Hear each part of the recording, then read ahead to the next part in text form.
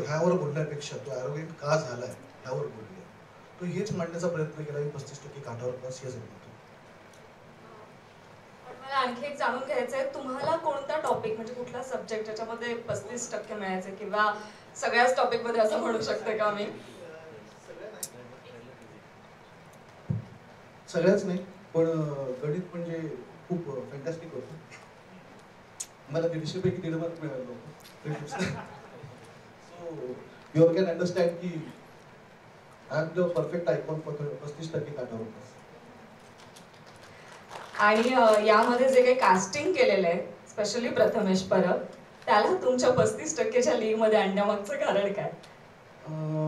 प्रथमेश म्हटलं ना तर तो युथचा आयकॉन. मला असं वाटतं की आहे ना माससाठी तू एक त्यांचा चेहरा आहे. तर जेव्हा मी 35% काठावर पास म्हणतो, तर 35% काठावर पास असणारी जनता खूप मोठी आहे. एका क्लासरूममध्ये फक्त 5 पोरं असतात जे फर्स्ट 5 असतात. What about the other 50? तर अशा अदर 50ला रिप्रेझेंट करणारा त्यांचा चेहरा म्हणजे प्रथमेश परब हा म्हणतो मला वाटलं आणि म्हणून त्याला कास्ट केलं. Wow, thank you so much. पण ही जी स्टोरी बांधली आणि त्याच्यानंतर तुम्ही ती डिरेक्ट केली, तर मला वाटतं की या स्टोरीची सुरुवात, ही कॉन्सेप्ट ज्यांनी याचं लिखाण केलेलं आहे, मी त्यांनाही इथे बोलवते. प्रशांत लोके सर प्लीज. 35% काठावर पास या सिनेमाचे रायटर प्रशांत लोके. सेम क्वेश्चन तुम्हाला पण मी विचारेनच. हॅलो. 35% काठावर पास असं एकतर मुळात टायटल कसं सुचलं तुम्हाला सगळ्यांना? तुम्ही म्हणजे बॅक बेंचर्स वगैरे असं का नाही ठरवलं? नाही म्हणजे सतीशने मला जेव्हा फिल्म लिहायला बोलवलं, मला एक आपल्याला फिल्म करायची, तर मी त्याला गेलो, भेटलो तिथे. त्यांनी मला एक गाणं ऐकवलं 35%चं. म्हटलं त्या दरम्यान त्यांनी एक फिल्म केली होती. म्हटलं त्या फिल्म मध्ये का?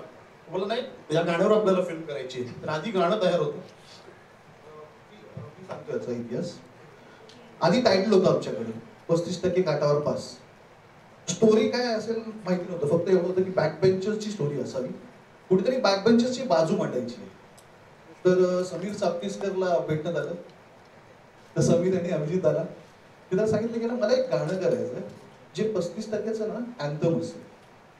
समीर आणि अभिजितने बसल्या बसल्या एक लाईन काढली की बोर्डाच्या डोंगरातून माते टक्केवारी नदी, या नदीमध्ये रे आधीमध्ये आपण पोहलो नाही कधी. जो लिहितो तो पोहतो, जो वाचतो तो वाचतो, त्याला पावते सरस्वती. मॅरिटची ही पोरं बसली नदीच्या घाटावर, आपण साला नेहमीच 35% काठावर. हे गाणं म्हणलं. ते गाणं मी लोकेला ऐकवलं आणि त्या गाण्यातच आमची अख्खी फिल्म दिसत होती. आणि मला असं वाटतं की त्यानंतर फिल्म लिहायला खूप सोपं झालं. आणि माझं तर म्हणजे ऑब्व्हियसली 35% मी अनेक वेळा पाहिले, त्यामुळे माझा विषय होता. म्हटलं नाही, फिल्म लिहितो मी, म्हटलं आपण बाकी व्यवहार वगैरे नंतर करू, पण हे माझा आहे म्हणजे खूप जिव्हाळ्याचा विषय होता आणि मला हक्क होता फिल्म लिहायचा. क्या बात आहे, क्या as a writer and as director आम्ही दोघंही 35% बोललो. सो आमच्यापेक्षा बेस्ट कोणीच नसावं आय गेस. या चित्रपटातील 2 35% स्कॉलर इथे उभे आहेत. प्रशांत सर, मगाशी तुम्ही जरा एक किस्सा सांगत होता. मला वाटतं सगळ्यांसमोर तो किस्सा ऐकायला नक्कीच आवडेल. प्रशांत सरांनी एक खूप मोठा निबंध लिहिला होता दिवाळीचा. सो मला तुमच्याकडून ऐकायचा आहे तो किस्सा. नाही, एका कॉलनीमध्ये एकाची आजी ऑफ झाली आमच्या कॉलनीत, तर तिच्या स्मृती स्मरणार्थ त्यांनी दिवाळीच्या सुट्टीमध्ये निबंध स्पर्धा ठेवली होती. आणि माझ्या शाळेतली काही मुलं माझ्या कॉलनीत राहतात, त्यांनी भाग घेतला होता. घरच्यांनी मला जबरदस्ती तू पण जा. अरे म्हटलं कुठे निबंध वगैरे, शाळेत नाही गेला, स्पर्धेला कुठे लिहिणार आहे ते ओपन कॉम्पिटिशनला. मी गेलो तर समोर राहणार एक स्वप्नील नावाचा मित्र, तोही आला. पहिलं बक्षीस काय होतं माहित नाही, पण उत्तेजनार्थ म्हणून सगळ्यांना एक एक पेन देणार होते. ते ऑब्व्हियसली पेन मिळालं. आणि त्यांनी विचारलेलं दिवाळी कशी गेली, हा विषय होता. मी फक्त लिहून आलो, मजेत गेली. आणि ते बरं एवढं केलं, माझ्या बरोबर तो स्वप्नील नावाचा मुलगा तो त्यांनी तेही कॉपी केलं. म्हणजे तो आता लंडनला आहे, पण तो मोठ्या पोस्टवर. वाह वाह वाह, thank you so much Prashant sir आणि सतीश सर. यानंतर या चित्रपटाचे प्रेझेंटर सेजल शिंदे आणि अमित भानुशाली या दोघांनाही मी इथे इन्व्हाइट करते.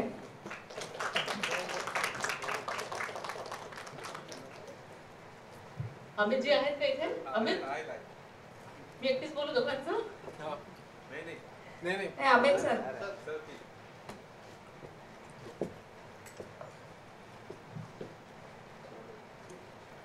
या सिनेमाचे प्रेझेंटर म्हणून तुम्ही कसे जोडले गेलात, जरा प्लीज मला थोडक्यात. ऍक्च्युली असं होतं की सतीशनं या फिल्मची सुरुवात गाण्यापासून केली होती. म्हणजे स्क्रिप्टिंग चालू होतं पण गाणी वेगळी होती जसं सांगितलं.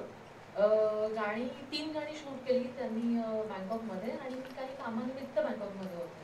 सो म्हटलं की चला आज फ्री आहे तर मग सेटवर जाऊया. सेटवर माझं असं ठरलं की मी इथून येते आपलं करायची आहे. त्यानंतर मग मी मस्कामारी चालू केली की दे मला मी प्रेझेंटर म्हणून येईन. तर असा हा प्रवास सुरू झाला. पण मी म्हणजे या लोकांसोबत ही फिल्म करायची माझी औकात नाही कारण मी 35% वाली नाहीये.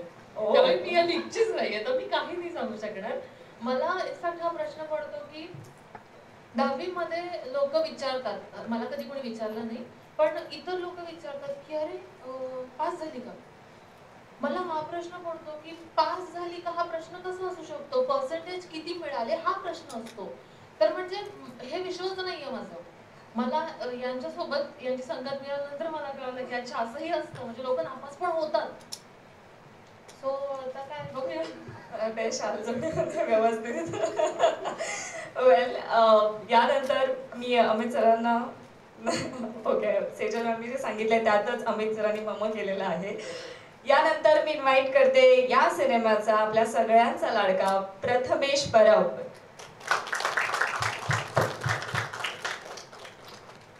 भारी वाटलं तुला असं आपण 35% काठावर पास होणार आहोत हे ऐकून? हो भारी तर वाटतच होतं पण आधी थँक्यू सो मच मीडिया, तुम्ही सगळे इथे वेळात वेळ काढून आलात आणि आमच्या फिल्मला तुम्ही प्रमोट करा नक्कीच. आणि 35% काठावर पास हे जेव्हा मी टायटल ऐकलं होतं तर मी सरांना सांगितलं होतं की सर मी फिल्म करतोय, बाकी कुछ भी हो जाए स्क्रिप्ट बाद में देख लेंगे पण ही फिल्म मी करतोय. कारण याचं असं होतं की माझा भाऊ जो आहे आता एक 12वीला होता तो आता आणि तो अजिबात अभ्यास करायचा नाही. कारण सरांचा जो पॉईंट ऑफ व्ह्यू होता तो मला जाणून घ्यायचा होता की मला भावाला ट्रीट कसं करायचं हे मला जाणून घ्यायचं होतं. की भावाला नक्की मला कॉन्फिडन्स आहे की त्याला 35% मिळाले पण त्याच्याशी कसं ट्रीट करायचं, त्याच्याशी कसं बोलायचं हे मला जाणून घ्यायचं होतं म्हणून मी फिल्म केली. आणि मला असं वाटतं की मला कधीच 35% मिळाले नाही, 35% काठावर पास कधीच नव्हतो. मला नेहमी 70 अबो 75 होते अबो. पण काय म्हणतो ना एक सेमी इंग्लिश नावाचा प्रकार असतो शाळेत, तो मला एक आला होता. सायन्स आणि मॅथ्स इंग्लिशमध्ये असतं त्यात. सो ते जेव्हा मला आलं तेव्हा मला 35% काठावर पासचा एक थोडा फील झाला होता 8वीला. कारण लेक्चर सुरू असताना मी बेंचच्या खाली जाऊन झोपायचो. मी लेक्चर सुरू असताना जोशी मॅमचं लेक्चर होतं, सॉरी जोशी मॅम जोशी मॅमचं लेक्चर होतं आणि मी असं बेंचच्या खाली जाऊन झोपायचो आणि त्याला सांगायचो मॅम जर इकडे आल्या तर मला फक्त लाथ मार. मी खाली जायचो प्रॉपर आणि खाली जाऊन असं झोपायचो आणि तेव्हा मला खूप लाथा पण पडल्या त्यावेळी. पण सायन्समध्ये मला एकदा 7 मार्क्स मिळाले होते 20 पैकी. तेच एक लोएस्ट मार्क्स होते, बाकी कधीच मला 1.5 मार्क तर मला कधीच मिळाला नाही 150 पैकी. सॉरी म्हणजे 150 पैकी जर मी 120 मिळवलं तरी आई मला ओरडायची की काय 120च मिळालं तुला मॅथ्समध्ये. मॅथ्समध्ये मी खूप हुशार होतो. मी यशोमनला खूप शिकवलंय मॅथ्स. यशोमन जेव्हा येईल तेव्हा तुम्हाला कळेल की मी किती मॅथ्समध्ये हुशार आहे. सर म्हणजे या फिल्मच्या निमित्ताने तो 35%च्या लीग मध्ये आलेला. यानंतर मी भाग्यश्री शंपालला इकडे इन्व्हाइट करते. तिची आताच परीक्षा झाली आहे.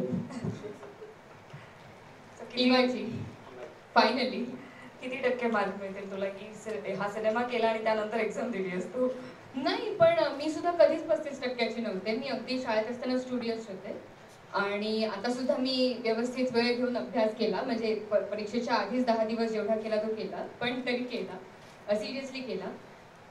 आणि म्हणजे 35%चं सांगायचं झालं तर मला ज्यावेळी स्टोरी ऐकवली ना त्यावेळी सतीश सर, रोहित होता जो असोसिएट डिरेक्टर आहे आणि अजून एक कोणीतरी होतं आणि आरतीच्या कॅरेक्टरबद्दल ते सांगत होते मला की म्हणजे जे नाव आहे माझं फिल्ममध्ये की आरती अशी आहे. आणि त्यांना सांगताना एवढी गंमत वाटत होती 35%बद्दल, त्या मुलांची कशी मेंटॅलिटी असते, कसं त्यांना अभिमान वाटतो या गोष्टीचा की आहोत आम्ही 35%चे आणि कसा त्रास होतो ते सांगताना. आणि आरतीबद्दल सांगताना ते त्यांनाच एवढी गंमत वाटत होती की आरती असं बोलली, मग आरती असं म्हणाली, आरती सरांना असं म्हणाली, आरती एवढी मुफाट आहे की मला पण खूप एक्साइटमेंट वाटायला लागली ते ऐकून. आणि जसं पोर्ट्रे झालं ना माझ्या डोळ्यासमोर आरतीचं कॅरेक्टर, ते खूप असं हटके होतं, असं अतरंगी होतं. सो मला खूप एक्साइटमेंट होती की आरती कशी दिसेल, अख्खी फिल्म कशी होईल, सगळे कॅरेक्टर्स कसे जेल होतील एकत्र. आणि मला असं वाटतं की सगळ्यांना फिल्म ज्यावेळी बघायला मिळेल त्यावेळी सगळे खूप एन्जॉय करतील, कारण एवढे वेगळे कॅरेक्टर्स एकत्र आहेत. क्या बात आहे, क्या बात आहे. म्हणजे तुम्हाला कळलं असेल यात तिघांमधले 2 कॅरेक्टर्स खूप अभ्यासू आहेत. सो आम्ही दोघांनी खूप मेहनत केली आहे फिल्म करत असताना. वा वा. वेल, आज आपण इथे ट्रेलर लॉन्च साठी एकत्र आलो आहोत, पण त्यासाठी 35% वाली पूर्ण टीम इथे अवेलेबल आहे. आणि जे ट्रेलर मध्ये आपल्याला पाहायला मिळणारच आहे, माधुरीताई मी तुला इकडे इन्व्हाइट करते, कारण 35% मिळवणाऱ्या मुलाची आई आहेस तू यामध्ये. नमस्कार. आपण म्हणतो की मुलगा म्हणजे आपलं पोटचं पोर एकतर ते आईवर जातं किंवा वडिलांवर जातं. तसं मला वाटतं की या अखंड फिल्ममध्ये हे माझं जे पोर दाखवलं आहे ते टिपिकल आईवर गेलंय. तर माझं जे कॅरेक्टर त्या ह्याच्यात आहे तर म्हणजे आपण म्हणू शकतो की हा मुलगा आईवर गेलाय, कारण संजय नार्वेकर वडिलांचं काम केलंय पण त्यांनी मग त्याचा रोल सिरियस होता आणि त्या पद्धतीने तो गेलेला आहे. आणि हे जे टिपिकल जे माझ्याकडे आलेलं होतं कॅरेक्टर ते म्हणजे ह्याच्या आईचं, पण जे मुळातच एक एखादी बाई ही कधी कधी आई म्हटलं की ती सिरियसच पाहिजे किंवा ती मनातून सिरियस पाहिजे असं काही नाहीये, जी खरंच आहे ती दिसतेय. आणि मला वाटतं या बाबतीत या फिल्मच्या बाबतीत मला आवडेल सांगायला की ही खूप जेन्युइन झालेली फिल्म आहे. की आपण जे म्हणतो ना की आता जो रिझल्ट लागणार आहे, आता 10वीचा रिझल्ट जो मे मध्ये असतो, त्या रिझल्ट मध्ये हा पिक्चर आपल्याला जवळजवळ 4-5 हजारांच्या घरात दिसू शकतो. म्हणजे आपण जर खिडकीतून डोकावलं तर हा पिक्चर जो आपण दाखवलाय तो पिक्चर आपल्याला दिसेल एवढं ते खरं वाटण्यासारखा हा पिक्चर झालेला आहे. आणि ॲज युजल या मुलाचीच आई होते मी, त्यामुळे मी कधी 35 वाली नाहीये, पण मी अगदी डिक्टोवाली आहे. म्हणजे जर मी 7 मार्काचं महत्व मापनाचा धडा होता आम्हाला 10वीला, तो सोडून म्हणजे ऑप्शनला 10वीला टाकू शकते एवढी मी काय स्वतःला काय समजत होती मला माहित नाही, पण मी 10वीला ऑप्शनला टाकलेलं होतं आणि जेवढे मिळवले तेवढे मी गणितात तेवढेच मिळवलेले आहे. फक्त 1 मार्क मला कुठे गेला तो अजूनही माहित नाही, पण मला 152 होते, 142 किंवा इथेच गणित कळलं माझं काय ते. तर असं सगळं आहे. पण ही फिल्म करताना मला एक आवडलेली बाजू म्हणजे ती आई वडिलांची आहे की आता ना काय झालंय, कित्येक मुलांना ना जबाबदारी हा प्रकार माहित नाहीये की जबाबदारी म्हणजे काय. 10वीला फक्त आपण क्लासेस लावतो, ह्याव लावतो त्याव लावतो, पण जो जबाबदारीने अभ्यास केला जातो किंवा ते वातावरण तयार झालं पाहिजे की तो मुलगा 10वीला आहे, तर त्याच्यामुळे फक्त नुसतं त्याला शाळेत पाठवलं का हे पाठवलं का त्याचं नाही, की एवढं वातावरण निर्मिती नाही होत आपल्याकडे बाकीच्या लोकांसाठी. त्याच्यामुळे मला असं वाटतं की ही तसं अगदी खूप जेन्युइन कॅरेक्टर आहे जे मी करण्याचा प्रयत्न केलेला आहे की ती बाई ती नवस करेल पण मुलाचा अभ्यास नाही घेणार. तर असं सगळं ते कॅरेक्टर आहे आणि ते करायला खरंच मजा आलेली आहे. पण मला एक गोष्ट नक्की सांगायला आवडेल की जे आपण म्हणतो 35% पुढे जाऊन काय करतात, तर आमच्या घरातलं उदाहरण आहे की मी पेपरच सोडवला होता जवळजवळ 82% आणि मला मिळाले होते 80%. अखंड प्रत्येक पेपर मी सोडलेला होता ऑप्शन म्हणून आणि मी लिहिलेलाच होता 82% पर्यंत आणि मला मिळाले होते 80%.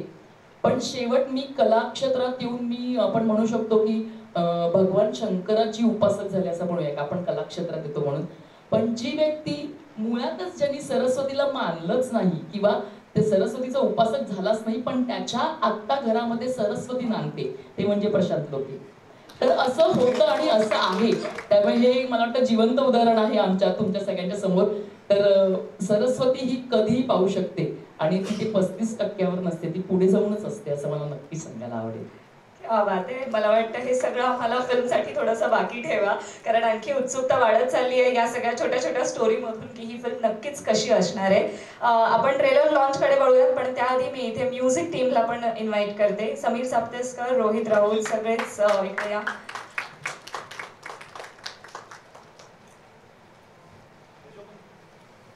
सगळा कलाकार टीम पण, यशोमन,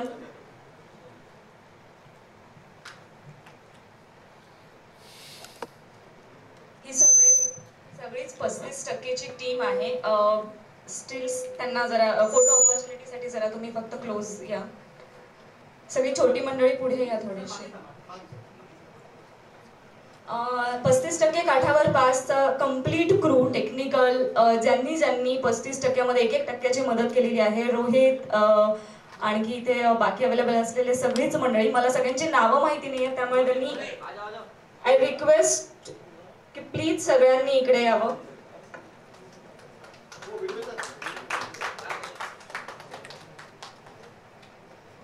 मागे पुढे व्हा, कारण की फोटोज हवेत आपल्या स्ट्रीट मीडियाला.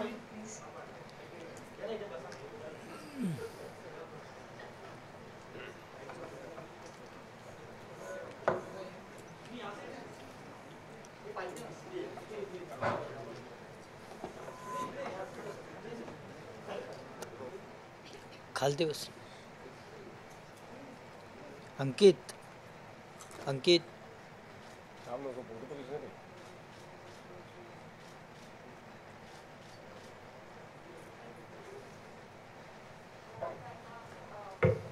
जास्त वेळ न घालवता आपण ट्रेलर लॉन्च कडे जाऊया. लाईट्स प्लीज ऑफ करा.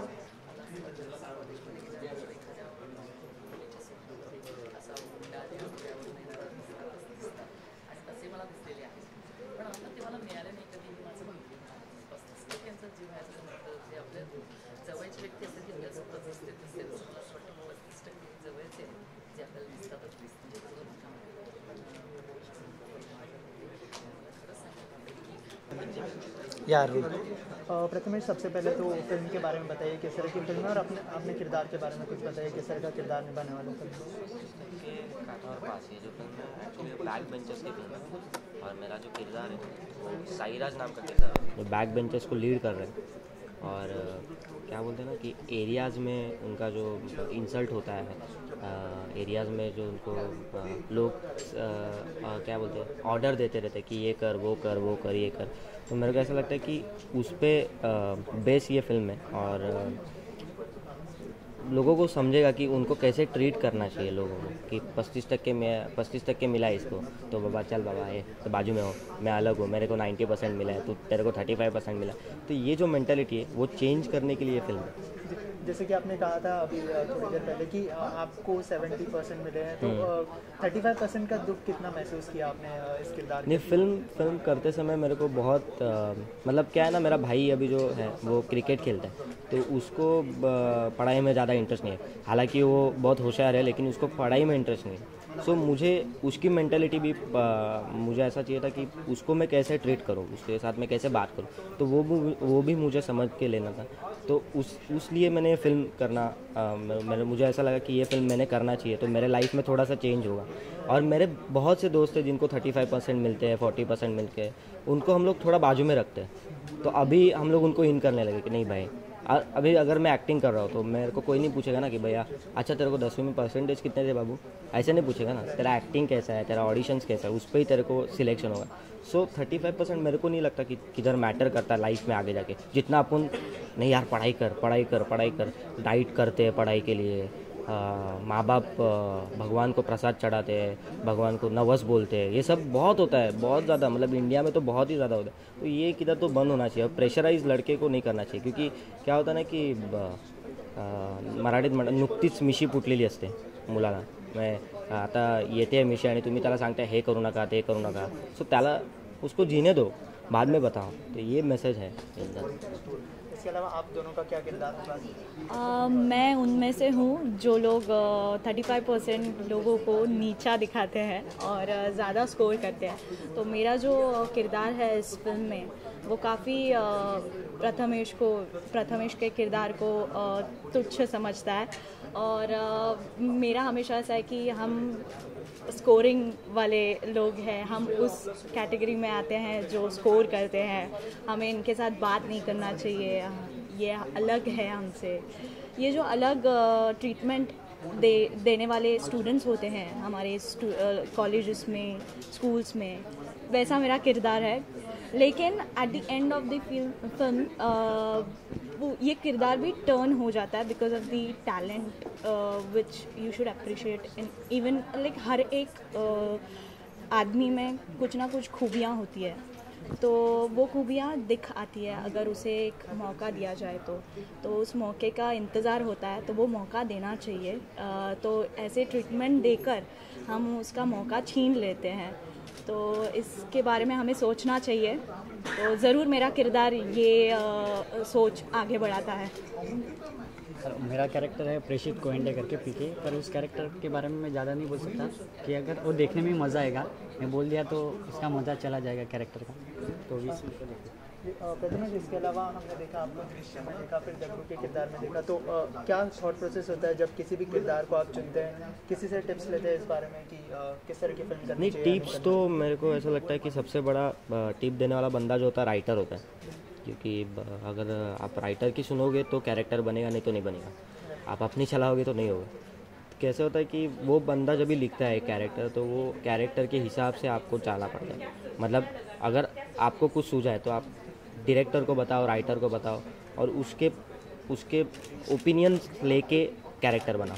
तो उस हिसाब से मैं करता हूँ, अपने ओपिनियन पे कैरेक्टर नहीं बनाता। डायरेक्टर को जो चाहिए, राइटर को जो चाहिए, और थोड़ा थोड़ा मुझे भी चाहिए, वो उसके हिसाब से कैरेक्टर बनता है। अच्छा, आखिर में क्या मैसेज देना चाहेंगे? क्योंकि जो कई लोग ऐसे भी होते हैं जिसे कम परसेंटेज आए या फेल हो जाते हैं, वो सुसाइड भी कर लेते हैं इसको लेकर, तो ऐसा कोई मैसेज देगी ये फिल्म? एक्चुअली मुझे ऐसा लगता है कि उनके लिए ही 35% घाटा और पास है, और उनके लिए हमने ऐसा है कि लोग क्या हो जाता है कि डिप्रेस हो जाते हैं किसी भी चीज़ में ना। मतलब अपन क्या करते हैं ना कि एक चीज़ को बहुत बड़ा चढ़ा कर बता देते हैं कि 35% नहीं मिलना चाहिए, कम परसेंटेज नहीं मिलना चाहिए। अगर कम परसेंटेज मिल गए तो भैया वो ये हो जाए, डिप्रेशन में चला जाता है और बाद में वो सुसाइड कर लेता है।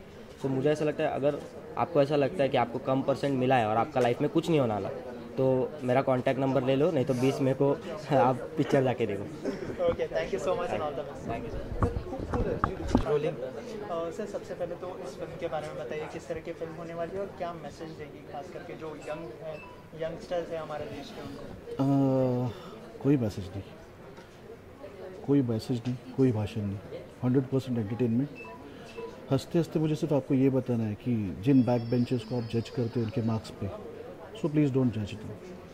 अगर मैं आपको जज करूँ तो आपको कैसे फील होगा? सो जब आप एक बच्चे को उसके मार्क्स पे जज करते हो, उसके एरोगेंस पे जज करते हो, सो प्लीज़ ये भी सोचिए कि उसको भी एक दिल है। अब छोटा है, उसको ये भी नहीं पता कि है ना मूंछ रखनी है या निकालनी है। उसे ये नहीं पता कि प्यार है या क्रश है या इन्फैचुएशन है। उसको आप जब ये पूछते हो कि आप बड़े होकर क्या बनोगे, ये सबसे बड़ा जोक होता है। उसके दिल में ये रहता है कि साला मुझे पासिंग मार्क्स तो मिलने दो। सो यही कहना है कि है ना, हंसते हंसते मुझे ये बताना है कि व्हाट आर बैक बेंचर्स। इसके अलावा ट्रेलर तो हमने देखा कि काफ़ी फनी था काफ़ी, तो ऑन लोकेशन किस तरह की मस्ती होती थी, किस तरह से आपने हैंडल किया सब? On location I would say कि 35% फिल्म के कैरेक्टर्स को 100% होना बहुत ज़रूरी था। सब स्कॉलर्स थे, स्कॉलर्स ही 35% कर सकते हैं, बाकी कोई नहीं कर सकता। So that was the most difficult task. 35% काटावर पास ह्याचा सेट। अब सब बैक बेंचर्स एक जगह पे हो तो फिर होगा क्या? जैसे अभी थोड़ा टाइम पहले जैसे इंट्रोडक्शन दिया कि Prashant Loke and me, we are typical back benchers. कि हम लोग स्कूल में जाते थे क्योंकि घर से भेजा जाता था हमको, बाकी हमको कोई इंटरेस्ट नहीं था।